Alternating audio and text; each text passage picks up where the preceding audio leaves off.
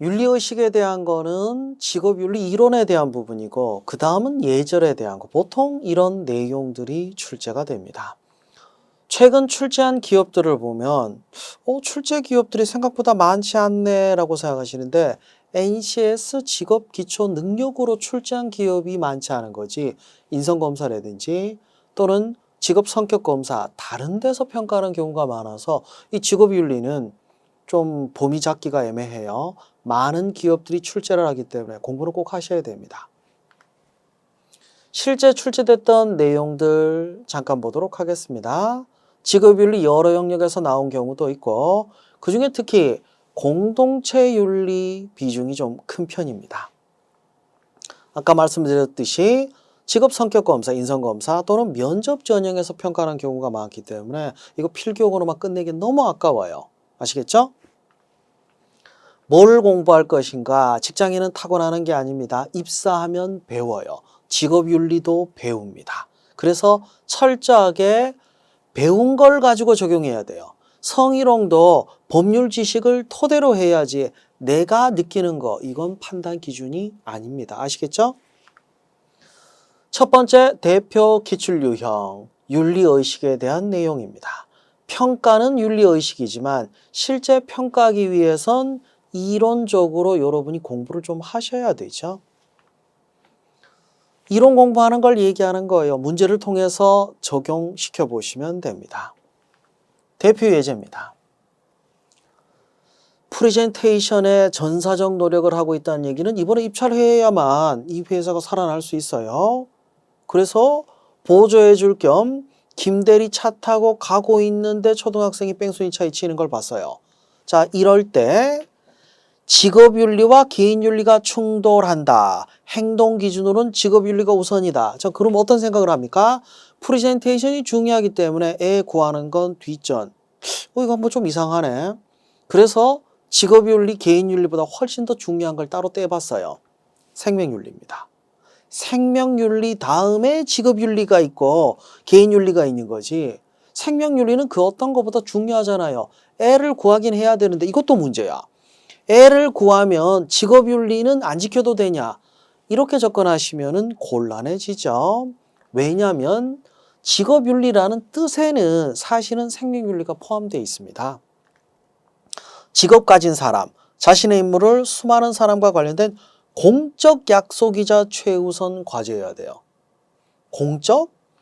그러니까 회사 업무를 수행하는 것 개인적인 취향이나 가치관에 따라서 하는 게 아니라 공적 입장이에요. 공적 입장은 생명도 중요하고 회사 업무도 중요하죠. 생명도 지키면서 회사 업무를 충실하게 할 수 있는 방법이 있어요. 어떻게 하면 됩니까? 이거지. 3번이죠.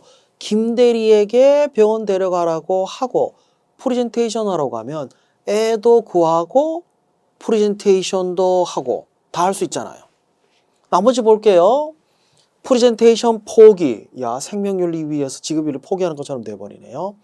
회사 보고하고 애 데리고 병원 간다. 프레젠테이션은 누가 할 거야? 본사 동료에게 대신 이 사람이 전문가인데? 바이어에게 상황 설명하고 연기 될 거라고 생각해요. 그러니까 생명도 지키면서 업무도 제대로 처리하는 직업윤리를 발휘할 수 있는 건 3번이 되겠네요. 이해되시죠? 킥으로 정리해 봤습니다. 직업윤리는 누구나 지켜야 되는 개인윤리의 연장선에 있죠. 둘이 부딪히면 직업윤리가 우선인 건 맞아요. 하지만 실제로는 이 직업윤리는 공적 입장이기 때문에 생명윤리가 포함되어 있다고 볼 수 있습니다. 복잡하니까 이렇게 구분해 봤습니다. 생명윤리, 직업윤리, 개인윤리. 이 순서 기억하시죠? 이 순서대로 다 지킬 수 있는 방법을 선택하면 됩니다. 대표 기출유형 두 번째입니다. 직장 예절에 대한 거 많이 나와요. 악수 예절, 명함 예절, 메일, 전화 예절, 비즈니스상에 일어날 수 있는 여러 가지 상황에 대한 예절들인데 입사하면 거의 대부분 배우기 때문에 이거 입사하면 공짜로 배우니까 다 풀 수 있는데 이거 좀 말이 모순되죠.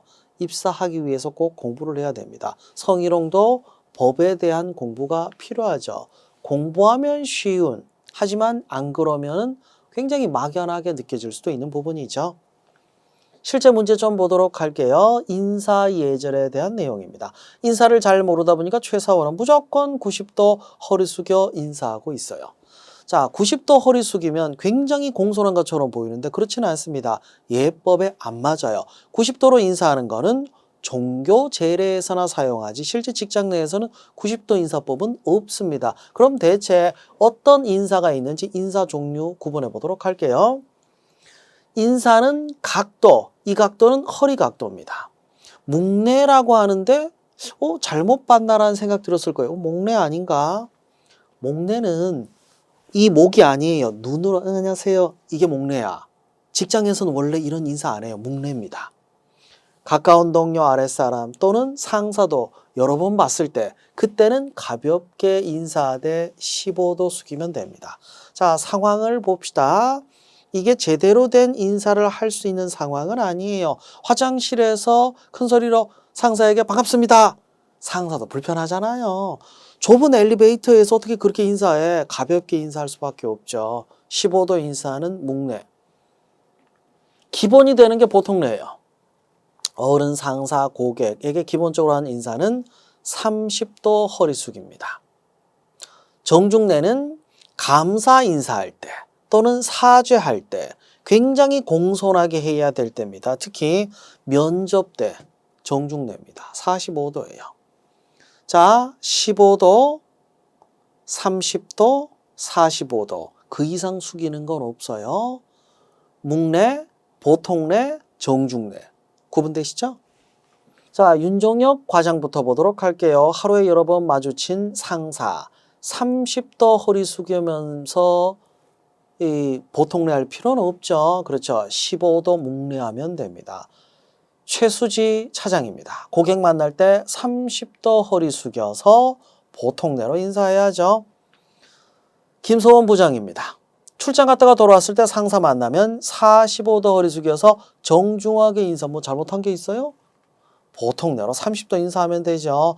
복지훈 대리입니다. 공식 석상에서 사장님께 처음 인사할 때 30도 처음 인사하는 건데 정중하게 인사해야죠. 45도 정중내야죠. 조은희 주임입니다. 일하는 중 동료에게 부탁할 때 눈짓으로 가볍게 목례가 아니라 목례. 일하는 도중이잖아요. 이 일에 방해가 안 되게 할 때는 목례가 맞겠죠. 김동민 사원입니다. 면접 때 어떻게 인사했나요? 면접 때는 45도 허리 숙여서 정중하게 정중례로 했다. 그래서 니은 최수지 차장과 비읍 김동민 사원이 제대로 인사를 했기 때문에 답은 3번이 되겠네요. 킥으로 정리해 볼게요. 인사는 상황에 예법에 맞게 하면 됩니다. 근무 중이다. 2번 이상 본다. 15도 묵례. 상사나 고객 만났다. 보통례 30도. 감사나 사죄하거나 공식 석상에서 만난다. 45도 정중례. 여러분은 45도 정중례로 면접 때 인사해야 돼요.